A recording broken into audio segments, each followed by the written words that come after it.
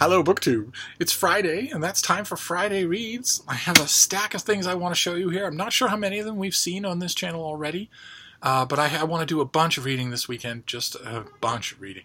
I'm recording this Friday afternoon, and I don't plan on doing much of anything other than reading and writing and playing with my dog until Tuesday afternoon. I think if I read the weather maps correctly, it's going to be on and off downpouring the whole time. So I won't have any inclination to go out and about, nor will Frida, who hates the rain. But I want to show you these. I want to start off with, I've got, what have I got? 7 books here, 7 books here, and I want to show you the first 4 are rereads.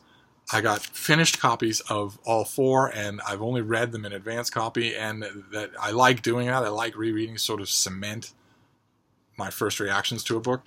The next time I do any of these will be paperback releases. But the first one is it's a finished copy I really appreciate because somebody with a sense of humor made it. This is by Lisa Margonelli, and it is Underbug, an obsession, an obsessive tale of the termite and technology. This is you had to give it a subtitle of some kind, but this is a natural history and a human history of termites. And I had the same ick feeling that you probably had just now, but what a book. Oh my, what a book. And look at what somebody did for the cover. It's got chewed holes in it. And termites on the inside. Only the termites have wandered. You can't see them through the holes. You can see these, the ones that are on the cover, but you can't see the others. They have dug in and then wandered the way they do in real life. And this is just a complete rundown of termites and all the horrifying facts of their life and natural history, written by someone who clearly fell in love with the subject as she went along. This has the usual checklist of termite facts, and if I had to read them, I'm going to inflict them on you. Termites outweigh humans on Earth by 10 to 1. Termites are no relation to other social insects like ants or bees. They evolved separately from cockroaches. Until 2007, they had their own order, Aesoptera, but they are now considered social cockroaches. Termites are social, and their colonies consist of 1 or more queens, 1 or more kings, many workers, and some soldiers. The workers and soldiers are usually eyeless and wingless, while the kings and queens have eyes and wings, but snap off their wings before beginning a colony. That said, some termite colonies are often founded by only queens, who can create eggs with no entryways for sperm, while others are founded by 2 males. All of the jokes are so easy. About 2,800 species of termites have been named. Of these, 28 are considered pests that eat buildings and infrastructures. Most termites are active in clearing dead wood, grass, and tending the soil, leading to benefits to our ecosystem. Some termite soldiers snap their mandibles shut at a speed of 120 miles per hour, which breaks some kind of animal speed record. Still, termites get no respect, and I bet you'll agree with me that despite that list of facts, they still don't have any respect. 49% of papers published on termites between 2000 and 2013 were about how to kill them. I think if it's only half the papers, you're doing okay there. But I have to read you, Mary Roach, the author of Stiff and Gulp and all that. She has a blurb for Underbug, and the first line of it is just beautiful. It's the thing that blurb writers just live and die to write. She writes, "This book is about termites the way the Bible is about men with beards." So this comes out at the end of August. I've already read it, but I'm very much happy to read it again. And this will have lots of art, lots of stuff on the inside that my advance copy didn't have.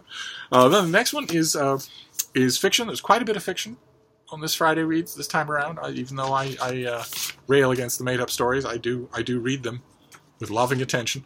And this is a finished copy of something that I confess didn't wow me when I read the advance copy.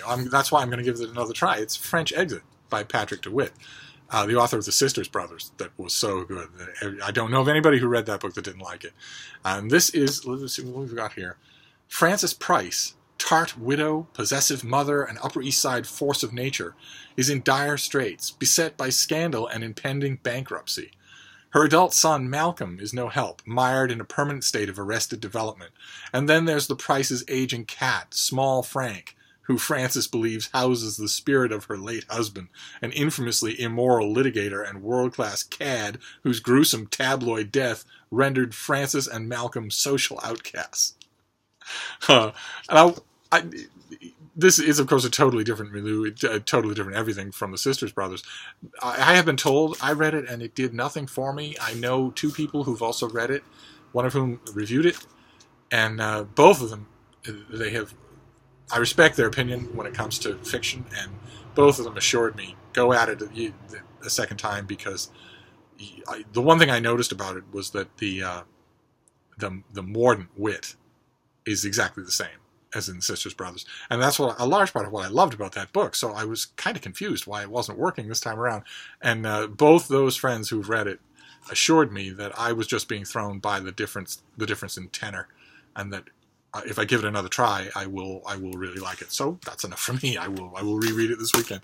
The next reread is something I loved. I'm only going to reread it out of sheer joy. I'm so glad to have a finished copy. This is a debut novel. This is Darius the Great Is Not Okay, about a young man named Darius who's American but of Persian descent, and he goes to a small village back home, back where his family comes from, and he's an alien there, a complete alien. He's thoroughly American. Pop culture, video games, wasting time on the internet, and also depression, for which he takes medication. And he finds a boy there. He meets a boy, and they, about his own age, very different, but also intriguingly similar, and they become friends. And I thought this was incredibly assured for a debut novel by Adib Khorram. And thanks to, now that I have a finished copy, I can show you his smiling face. There we go. And I thought it was incredibly assured. There were one or two things that I thought were, oh, come on, moments, but usually just delightful, just the sort of thing that YA should be. And I'm glad to read it again. I'm sure there are things that I missed, subtext that I missed. Can't wait. But I've already recommended it on the Christian Science Monitor Facebook group, Booksbeat, and I do recommend it. I absolutely do recommend it. It is an incredibly sweet story about the formation of friendship and the lowering of barriers. I appreciate the publisher's soft pedaling on a way that could have made it more of a niche success starting out of the gate, because there are romantic feelings that develop towards the end of the book, and that was one of the oh come on moments for me. But thinking back, I'm thinking maybe it was grounded, maybe it works better than I thought it did. So I'll be rereading this with great interest, but I can already recommend it. It's a wonderful book, and I can already recommend the next one too. I'm also very much looking forward to rereading this. I don't know that we've seen it on this channel, but boy oh boy, what a book! And if I remember correctly, not a debut. No, okay, this is not a debut. This is by Sofka Zinoviev, and it is Putney. That is the cover. That is what it looks like. And it's. Let me read it. A rising star in the London art scene in the early 1970s, gifted composer Ralph Boyd is approached by renowned novelist Edmund Greensley to score a stage adaptation of his most famous work. Welcome to Greensley's sprawling bohemian house in Putney, an artistic and prosperous district of southwest London. The musical wunderkind is introduced to Greensley's beautiful activist wife, Ellie, his aloof son, Theo, and his young daughter, Daphne, who quickly becomes Ralph's muse. Ralph showers Daphne with tokens of his affection, clandestine gifts, and secret notes. In a home that is exciting but often lonely, Daphne finds Ralph to be a dazzling companion for many years. When Ralph accompanies Daphne alone to meet her parents in Greece, their relationship intensifies irrevocably. One person knows the truth about their relationship, Daphne's best friend Jane, whose awe of the mesmerizing Greensley family ensures her silence. Decades later, Daphne is back in London. After years lost to decadence and drug abuse, she is struggling to create a normal, stable life for herself and her adolescent daughter. When circumstances bring her back in touch with her long-lost friend Jane, their reunion inevitably turns to Ralph, now a world-famous musician also living in the city. Daphne's recollections of her youth and her growing anxiety over her own young daughter eventually lead to an explosive realization that propels her to confront Ralph and their years spent together. The house is wonderfully drawn. The family is wonderfully drawn. And as you can tell from that description, at the heart of the story is a Rashomon-style conflict of remembered versions of the past that I thought was just wonderfully done. I don't know why. This book just struck me out of the blue. I didn't request it in its advance copy. I didn't know what it was. Never heard of the author before. And it was just... I loved it. I just loved it. And I read it in white heat, just headlong, because it felt like a discovery. So I will look forward to reading again the finished copy, only slower. And then the next three are things that I haven't read, but I'm gonna blast through them this weekend. The first one is the finished copy of The Glass Ocean, by Beatrice Williams, Laura Willing, and Karen White, who are all three separate, successful historical novelists. And they did an earlier book called The Forgotten Room, in which they put their heads together for a general plot, an intricately connected plot, and then they write it in three parts. Each one of them writes a part of that plot. So it's a collaboration on a larger scale, but in a way, it's a collage almost. It's the three of them. Each chapter is each of them writing a chunk of a story, and the Forgotten Room, I thought it worked really well. I have some familiarity with collaborations, and they're tricky enough to do.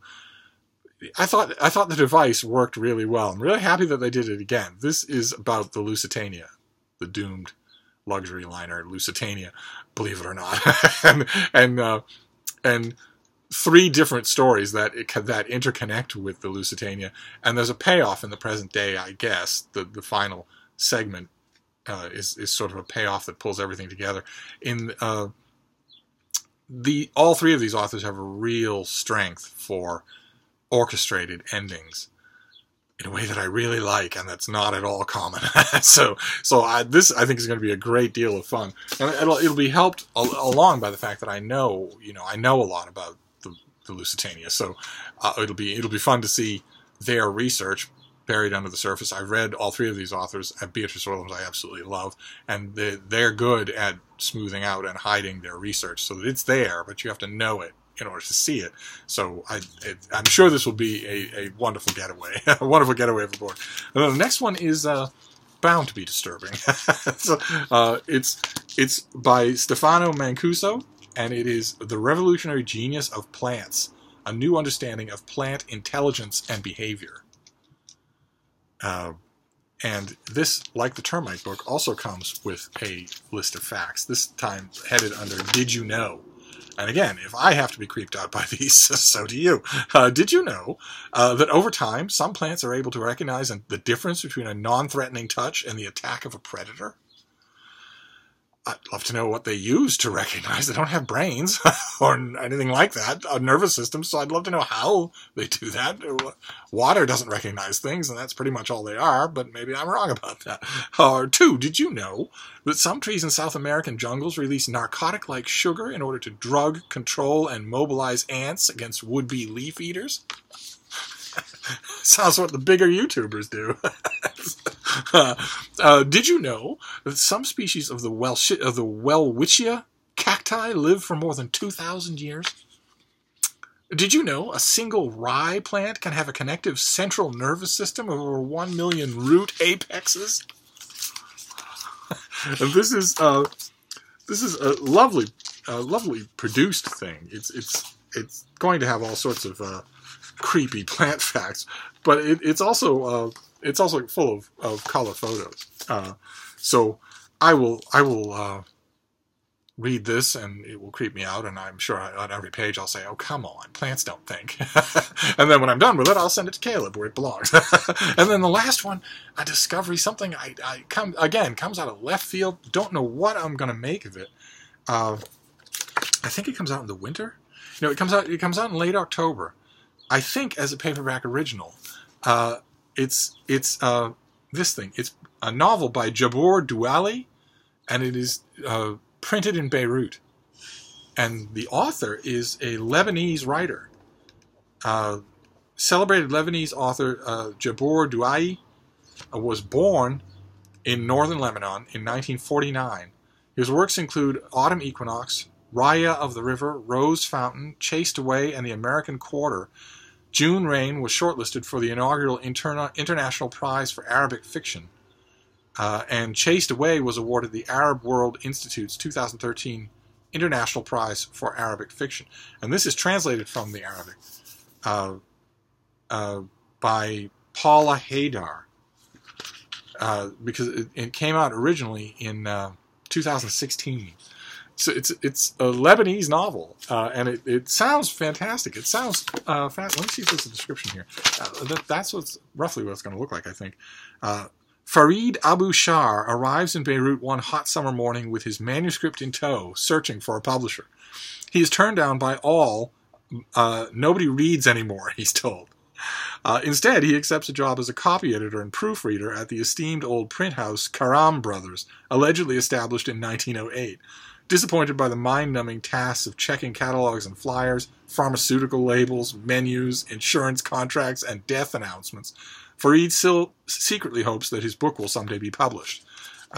His manuscript never leaves his side until one night at work it disappears, then reappears just as suddenly several nights later, beautifully typeset and printed by hand. But Farid soon realizes that the expensive paper it's printed on is the same used to print counterfeit 20-euro bills, and that the person who printed the book is none other than his boss's wife. Entangled in a romantic flirtation and a police investigation, Farid discovers that the famous Karam Brothers print house is not what it seems. With dizzying, intricate plays of appearance and deception, the author manages to skewer Lebanese society while paying affectionate tribute to a rich, vanishing history of bookmaking in Beirut. Put it mildly, I'm hooked. So this will be a discovery that I'll do. It's not out for a long time, but I can't resist. I want to read this. And there you have it. That is at least the rump of my Friday reads, the very beginning, the core of my Friday reads. I don't know what else. I've been hankering lately to go to the Brattle Bookshop here in Boston, maybe make the rounds of other used bookshops in the town. I resisted doing that all of last week because all of last week the humidity was up in the high 90s, and you can die. You can keel over if you're walking around in a sauna like that, just for books, which I don't need. And then towards the end of that time, I thought, well, all right, if you don't have to walk all around town. You could just go to the Brattle. But then it was pop-up thunderstorms every day. Oh, oh my God. And here I was arguing when a bunch of you said that the reason why you watch my channel is for Frida. If that moment didn't cause you all to just plots, I don't know my dog lovers. That was not arranged. Oh my God. Well, anyway, as I was saying, the big part of the allure for me for going to the Brattle Bookshop here in Boston is the outdoor sale carts, and they're covered with tarps if it rains. So if the day looks like it has a 60% chance of downpours, they cover the carts. Why wouldn't they? Of course they would. You're not going to run out there at a moment's notice and try and get the work done in the rain. So I'm behind on my Brattle visits. I feel the need for a Brattle visit, but there's pop-up downpours predicted all weekend long. So I don't know. There are plenty of Penguin Classics that I could read. I feel like this is just the beginning. I feel like I'll do other reading, because rereadings don't take as long, and a couple of these newer books are short. And I do plan on reading for a long time, for many, many hours. I napped this morning. I read until sunup, and then I napped a thunderously deep nap from, I think, 7 until, oh God, it must have been almost 10. So I'm good with sleep for the whole weekend. I might not sleep until Monday night. So I plan on doing a lot of reading, a lot more than this. But I feel a hankering. I guess my point is I feel a hankering to read something that's not new, that's not brand new. And it's not like I have a shortage of choices here. I have plenty of Regency romances. I have tons of Penguin Classics, tons of rereads I could do. I'll figure it out, and I'll bore you with it when the time comes. So we have The Revolutionary Genius of Plants. We have The Glass Ocean. We have Putney, a novel I do recommend. We have Darius the Great is Not Okay, a novel I do recommend. We have French Exit, which I'm hoping I'll be able to recommend. I love this author. I don't want to be the odd man out, but I'll let you know. We have Underbug, about termites, which I do recommend, but I can't wait to read it again with all the art in place. And we have Printed in Beirut, a Lebanese novel by a famous Lebanese author. It automatically makes me want to know if I have any watchers in Beirut. And if I do you know this author? I probably massacred his name. But do you know this author? Is he a prominent Beirut literary figure? If so, one way or another, that's the beginning of my Friday reads. And as usual, I want to know what you're doing. So I want to know that every day. But I want to know. Feel free in the comments field to tell me what you're reading. And those of you who are booktubers, if you make Friday reads videos, I will of course be watching. But in the meantime, I'll wrap this up, and I'll see you soon. Thank you, BookTube.